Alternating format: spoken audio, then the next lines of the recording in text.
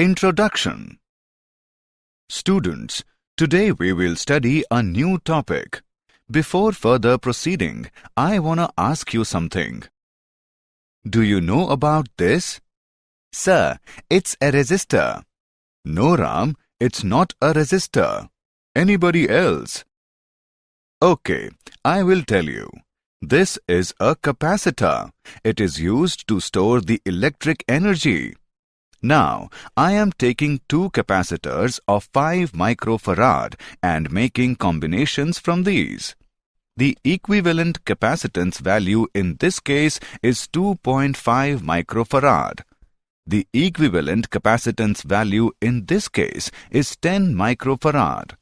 Sir, how the value of equivalent capacitance change by making changes in their combination?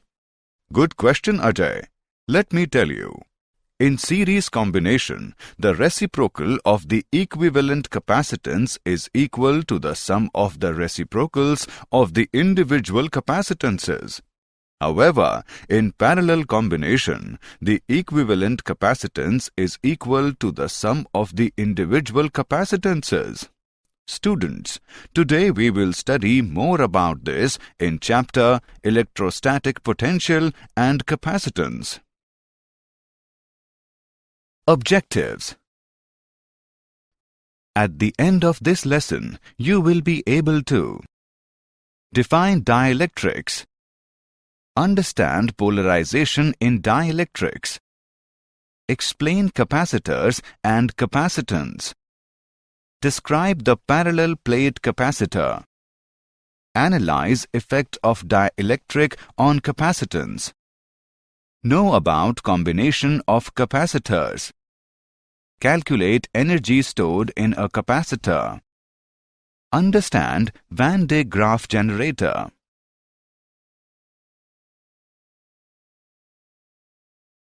Dielectrics. A dielectric is an insulating material like mica, glass, or ceramic. Dielectric materials are of two types: polar and non-polar. Polar dielectric. Polar materials are composed of molecules that have permanent electric dipole moments. In a polar dielectric, the molecular dipoles are randomly oriented when no electric field is present. When an electric field is present, these dipoles experience a torque and tend to align with the electric field. Non-polar dielectric. Non-polar materials contain molecules that do not have permanent dipole moments. When a dielectric consisting of non-polar molecules are placed in an external electric field, the positive and negative charges of the molecule experience forces in opposite directions and become displaced relative to each other. The molecules are said to become polarized by the field and are called induced dipoles.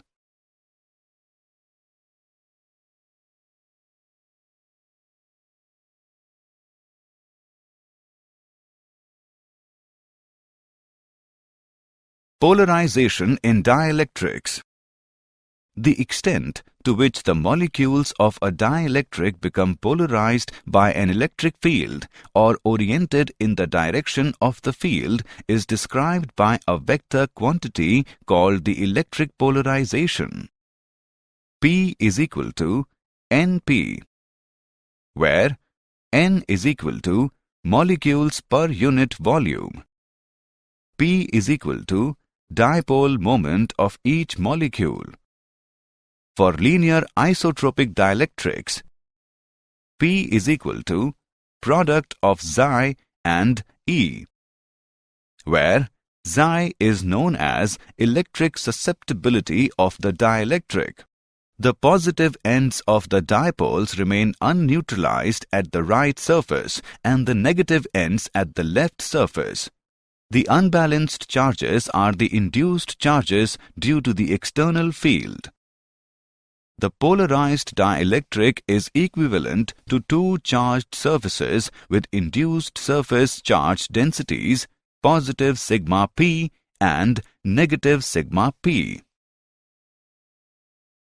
Capacitors and capacitance. Capacitor.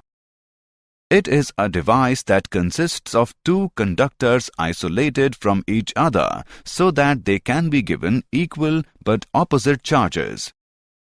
Because of the charges minus Q and plus Q, the electric potential of the positive conductor exceeds that of the negative conductor by an amount V. The magnitude Q of the charge on each conductor is proportional to the potential difference V between them. Q is directly proportional to V, or Q is equal to CV. The proportionality constant C is called the capacitance of the capacitor. C is equal to Q by V. Capacitance.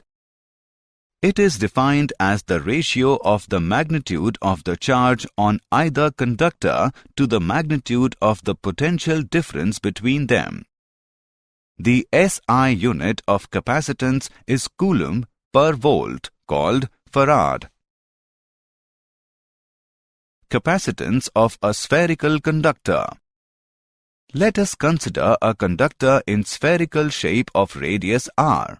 If this conductor is given a charge Q, the potential at its surface is given by V is equal to 1 upon 4 pi epsilon not multiplied by Q upon R. It can be written as Q is equal to product of 4 pi epsilon not R and V. We know that Q is equal to CV. On comparing above equations, the capacitance of the spherical conductor is given by C is equal to 4 pi epsilon naught R. This relation shows that the capacitance of spherical conductor is directly proportional to its radius. Larger is the radius, larger will be its capacitance. This expression is true for the conductor placed in air or vacuum. If the conductor is placed in an insulating medium with dielectric constant K, then the potential at its surface is given by V is equal to 1 upon 4 pi epsilon naught K multiplied by Q upon R. It can also be written as Q is equal to product of 4 pi epsilon naught K, R and V. Thus, C is equal to 4 pi epsilon naught Kr. Hence, the capacitance of the conductor in the dielectric medium is K times its capacitance in air or vacuum.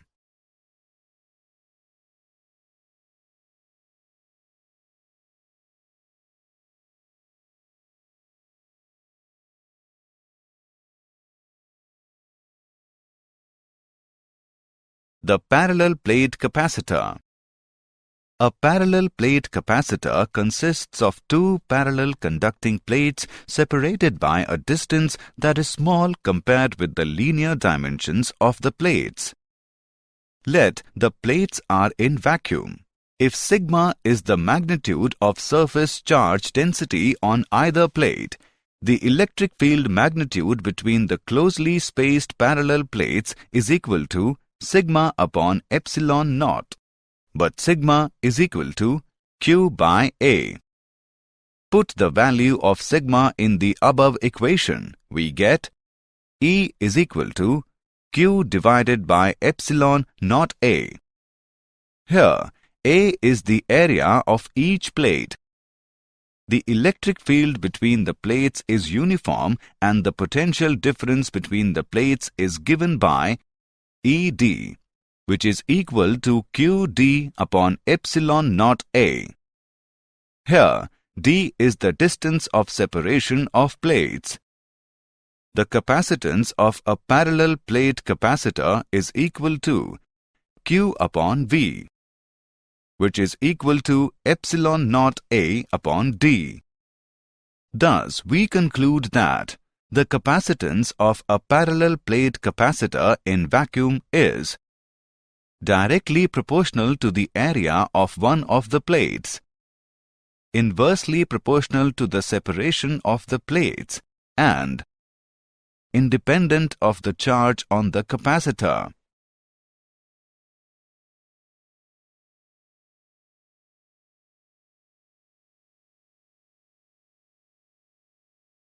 Effect of dielectric on capacitance. Consider a parallel plate capacitor having dielectric slab between capacitor plates. We consider A is equal to area of each plate, D is equal to plate separation, T is equal to thickness of dielectric slab, K is equal to dielectric constant of the dielectric, sigma is equal to magnitude of surface charge density of the plates. Electric field between the capacitor plates but outside the dielectric is given by E naught is equal to sigma upon epsilon naught. Electric field within the dielectric medium is given by E is equal to sigma upon product of epsilon naught and K. Potential difference between the capacitor plates is given by V is equal to sigma upon epsilon naught multiplied by D minus T plus T upon K. Capacitance is given by C is equal to A epsilon naught divided by D minus T plus T upon K. When dielectric medium fills the entire space between the capacitor plates, then T is equal to D. It gives C is equal to Kc naught, where C naught is the capacitance in vacuum. K is equal to C upon C naught. The dielectric constant of a dielectric is the factor by which the capacitance of a capacitor increases from its vacuum value when the dielectric fills the entire space between the plates of the capacitor.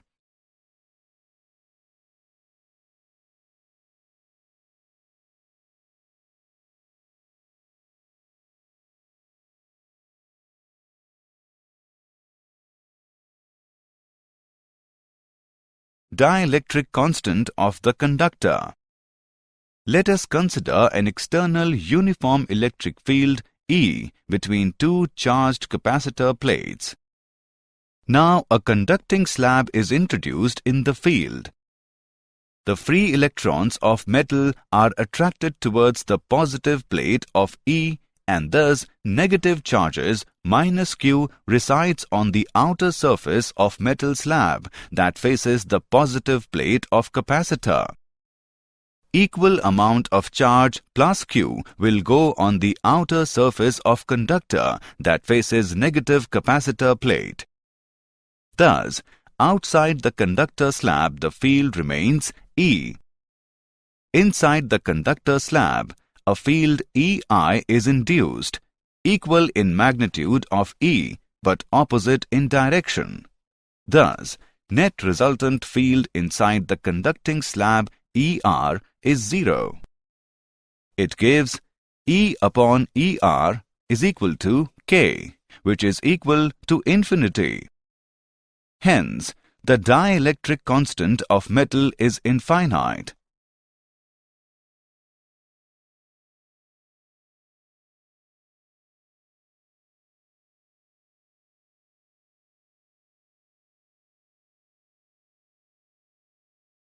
Combination of capacitors. Two or more capacitors may be connected to each other in certain combination to produce an equivalent capacitance of any desired value. The equivalent capacitance C of a combination of capacitors is defined as the capacitance of a single capacitor for which the charge is the same as for the combination, when the potential difference V is the same. There are two types of combinations as follows. capacitors in series and capacitors in parallel.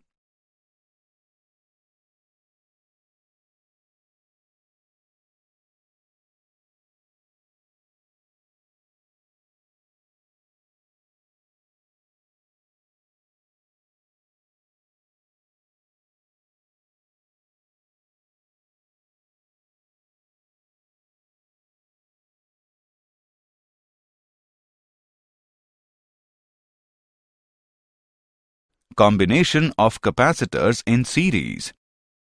In a series circuit, each capacitor gets the same charge as delivered by the battery, while the total EMF of the battery is distributed across different capacitors in inverse proportion to their capacitances.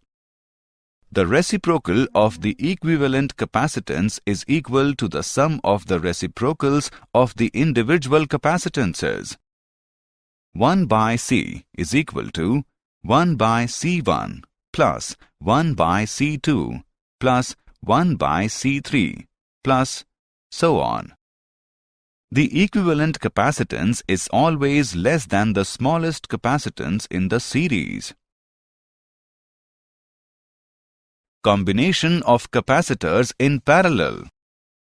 In a parallel circuit, each capacitor gets the same potential difference equal to the EMF of the battery, while the total charge drawn out of battery is distributed in different capacitors in proportion to their capacitances. The equivalent capacitance is equal to the sum of the individual capacitances.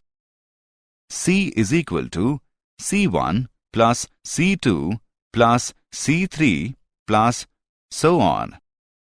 The equivalent capacitance is always larger than the largest capacitance in the parallel combination.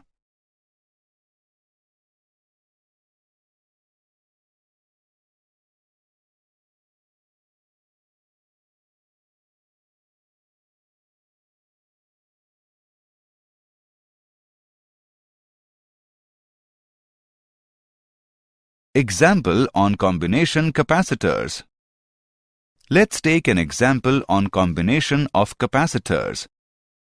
A technician has only two capacitors. By using these capacitors singly, in series or in parallel, he is able to obtain the capacitance of 4, 5, 20 and 25 picofarad. What are the capacitances of the two capacitors? Let's see the solution. We know that the resultant capacitance is maximum in parallel grouping. Cp is equal to C1 plus C2, or Cp is equal to 25 picofarad. Also, the resultant capacitance is minimum in series grouping. Reciprocal of Cs is equal to 1 upon C1 plus 1 upon C2, or Cs is equal to 4 picofarad. Thus, the maximum and minimum values are 25 picofarad and 4 picofarad respectively. Remaining values 20 picofarad and 5 picofarad represents the individual values of the two capacitors. Difference between series and parallel combination. In series combination, negative plate of one capacitor is connected to positive plate of the other and so on. Whereas in parallel combination, positive plates of all the capacitors are connected to one common terminal and negative plates are connected to another common terminal. In series combination, charge on each capacitor is same. Whereas in parallel combination, potential different across each capacitor is same. In series combination, V is equal to V1 plus V2 plus V3. Whereas in parallel combination, Q is equal to Q1 plus Q2 plus Q3. In series combination, reciprocal of Cs is equal to 1 upon C1 plus 1 upon C2 plus 1 upon C3.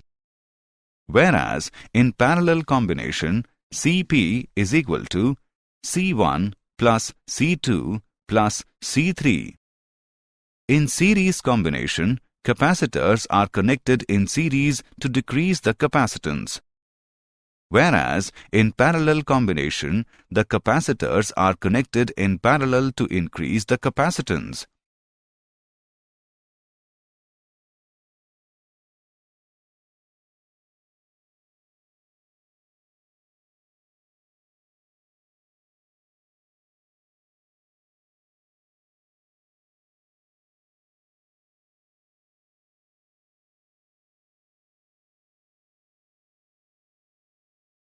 Energy stored in a capacitor.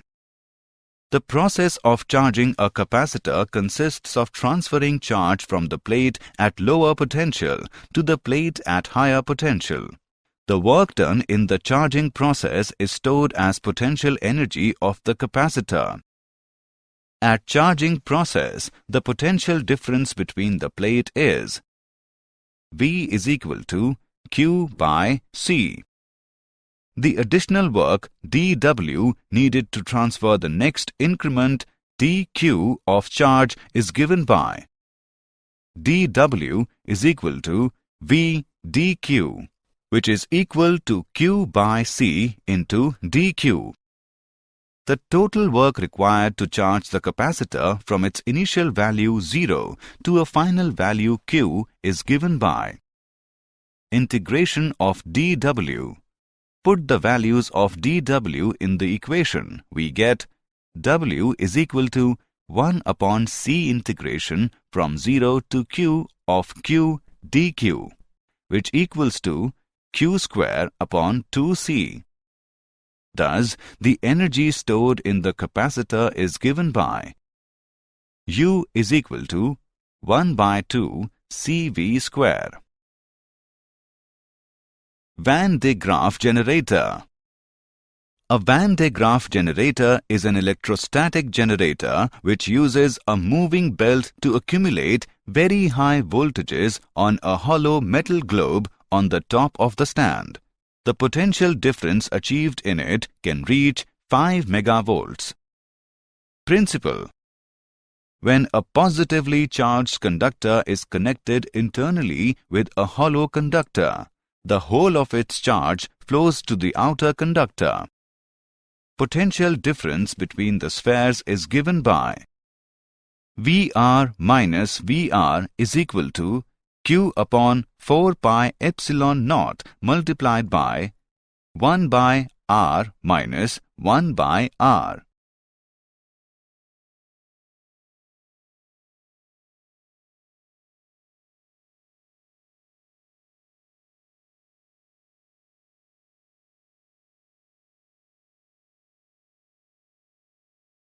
Working of Van de Graaff generator. The insulating belt is wound around two pulleys, one at ground level, one at the center of the large spherical conducting shell.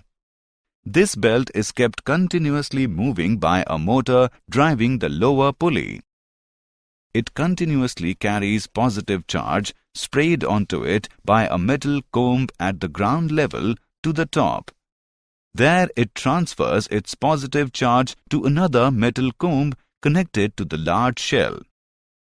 Thus, positive charge is transferred to the shell, where it spreads out uniformly on the outer surface. An iron source placed inside the shell is at a high potential relative to ground. Therefore, charged particles can be accelerated to high energies along a tube to collide with a target for various experiments. Did you know? Because of the ability of the capacitor to block current flow, it is often used as a filter. An interesting demonstration with the Van de Graaff is to make someone's hair stand on the end. Dielectric mirror is composed of multiple thin layers of dielectric material, typically deposited on the substrate of glass or some other optical material.